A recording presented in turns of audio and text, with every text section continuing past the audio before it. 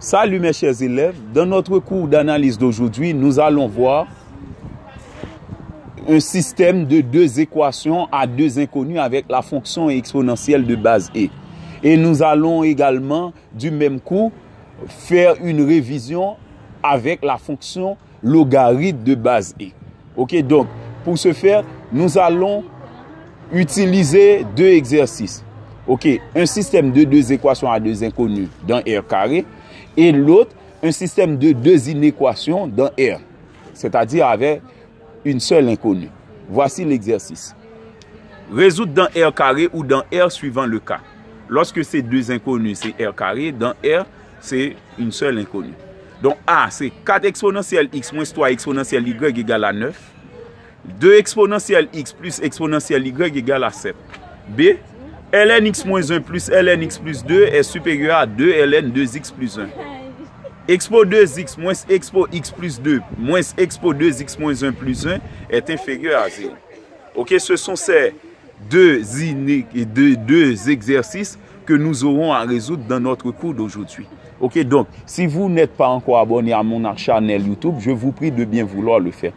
Maintenant, je vais commencer avec l'exercice. Donc, le premier système, c'est 4 exponentielle x moins 3 exponentielle y est égal à 9. 2 exponentielle x plus exponentielle y est égal à 7. Ok, maintenant, si nous pouvons remarquer ici, on a deux inconnues. On a l'inconnu x, on a l'inconnu y. Eh bien, suivant l'énoncé, c'est dans R carré, on va résoudre ça. Ok? Donc, la solution du système ici va être donnée sous forme de couple. Ok? Maintenant, si on peut remarquer, dans chaque cas, on a exponentielle y, exponentielle x. Ok? Donc, les deux inconnus du système sont x et y. Mais cependant, ces deux inconnus-là apparaissent à partir de la fonction exponentielle de base. Et c'est exponentielle x, exponentielle y. Eh bien, on pourrait considérer exponentielle x et exponentielle y comme les deux inconnus du système. Eh bien, pour rendre plus facile la tâche, eh bien, je pose exponentielle x égale à t et exponentielle y égale à t'. Puisque le résultat de la fonction exponentielle donne toujours un nombre strictement positif, eh bien, on doit avoir t et t' dans R star plus, c'est-à-dire t et t' doivent être supérieurs strictement à 0. Ok, maintenant, on commence avec la résolution du système. En posant exponentielle x égale à t et exponentielle y égale à t', on a 4t moins 3t' égale à 9, 2t plus t' est égal à 7. Ok, maintenant, nous allons éliminer t' pour trouver t. On multiplie la première équation par 1 et la deuxième par 3. Ça donne 4t moins 3t' est égal à 9, 6t plus 3t' est égal à 21. Maintenant, on fait la somme. Ça donne 10t égale à 30. Donc, t donne 3 parce que c'est 10 fois 3 qui donne 30, c'est sûr. Eh bien, t égale à 3 est acceptable. Pourquoi? Parce qu'on a prévu que t devrait être strictement positif. Donc, puisque 3 est supérieur à 0 ou encore strictement positif, donc 3 est acceptable. Maintenant, pour éliminer t, on multiplie la première équation par moins 1 et la deuxième par 2. Ça nous donne moins 4t plus 3t' est égal à moins 9. 4t plus 2t' est égal à 14. Ok? Donc, c'est moins 1. La première équation par moins 1 et la deuxième par 2. Ok? Voilà. Maintenant, on fait la somme. Ça donne 5t' est égal à 5. Puisque 5t' donne 5, donc c'est sûr que t' donne 1. Ok? Donc, suivant les contraintes, t' devrait être strictement positif. Donc, t' donne 1, c'est aussi acceptable. Et bien, maintenant, nous allons considérer les deux cas échéants. Nous avons vu exponentielle x était égal à t, exponentielle y égale à t'. Eh bien, d'un seul coup, on a exponentielle x égale à 3 et exponentielle y est égal à 1. Pour résoudre ces deux équations, d'abord, pour cette équation, on prend ln des deux membres. Donc, ça donne ln exponentielle x est égal à ln 3. ln exponentielle x donne x égale à ln 3. Dans l'autre partie, exponentielle y est égal à 1, on prend ln des deux membres. ln exponentielle y est égal à ln 1, y est égal à 0. Eh bien, puisque le système était donné en fonction de x et de y, eh bien, la solution du système, c'est le couple xy de coordonnées ln3, 0. OK? Donc, voilà. Donc, la solution du système est donnée en fonction d'un couple. OK? C'est le couple xy. OK? Donc, on prend un ordre conventionnel.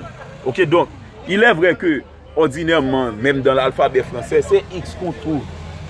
Ensuite, y. Mais cependant, on pourrait avoir yx comme le couple. Eh bien, donc, on fait la convention xy. Eh bien, cela veut dire la valeur qu'on trouve pour x d'abord et ensuite la valeur qu'on trouve pour y en second lieu. OK? Donc, c'est le couple ln3, 0 de R carré. OK? Donc, c'était tout pour la première partie de l'exo d'aujourd'hui. OK? Donc, n'oubliez pas de vous abonner parce que le meilleur est à venir. OK? Maintenant, on continue avec la partie B de ce même exercice. La partie B, c'était lnx-1 plus lnx plus 2 est supérieur à 2ln 2x plus 1. Deuxième inéquation, c'est expo 2x moins expo x plus 2 moins expo 2x moins 1 plus 1 est inférieur à 0. Ça donne 2.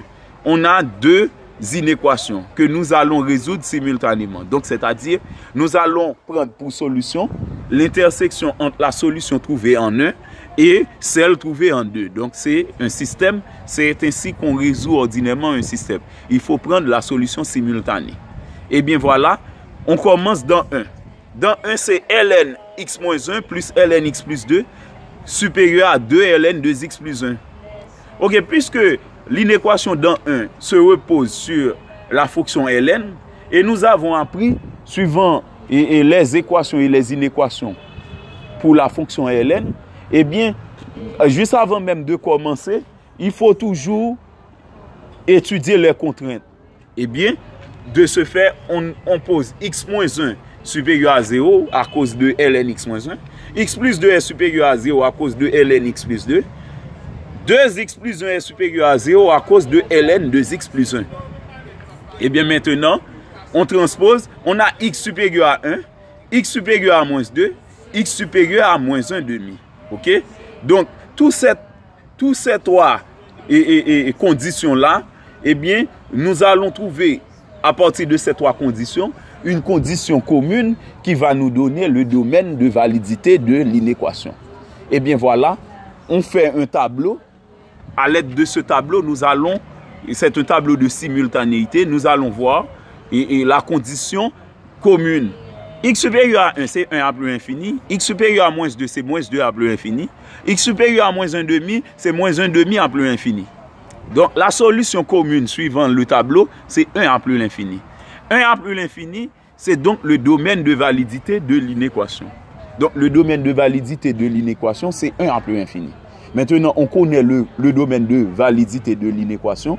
Nous allons résoudre l'inéquation. OK? Maintenant, on reprend l'inéquation. C'était ln x-1 plus ln x plus 2 est supérieur à 2 par ln 2x plus 1. OK? Donc, nous avons appris cette propriété pour la fonction logarithme népérien. C'est ln a plus ln b. Ça donne ln a par b. Avec a et b strictement positifs. Eh bien, on peut dire que ln x-1 par et plus ln x plus 2 donne ln x moins 1 par x plus 2. Et de même, pour cette partie, 2 ln 2x plus 1, avec une propriété, nous allons écrire ça sous une autre forme. Lorsqu'on a m ln a, ça donne ln a exposant m. Eh bien, pour tout réel a supérieur à 0, et m appartient à m. Et m appartient à r. M est un réel et A est un réel strictement positif. Et bien par conséquent, ln 2x plus 1 qui se multiplie par 2 peut s'écrire sous cette forme. C'est ln 2x plus 1 au carré. Maintenant, nous avons appris que la fonction logarithme népérien était une fonction strictement croissante sur R star plus. Eh bien, puisque cette fonction est strictement croissante sur R star plus, eh bien nous allons avoir ln A supérieur à ln B, eh bien A est supérieur à B. Voilà, A est supérieur à B. Donc si on a ln A supérieur à ln B, eh bien la fonction ln conserve l'ordre. Eh bien A doit être supérieur à B. Eh bien, maintenant, on développe ça. X moins 1 par X plus 2, ça donne X carré plus 2X moins X moins 2.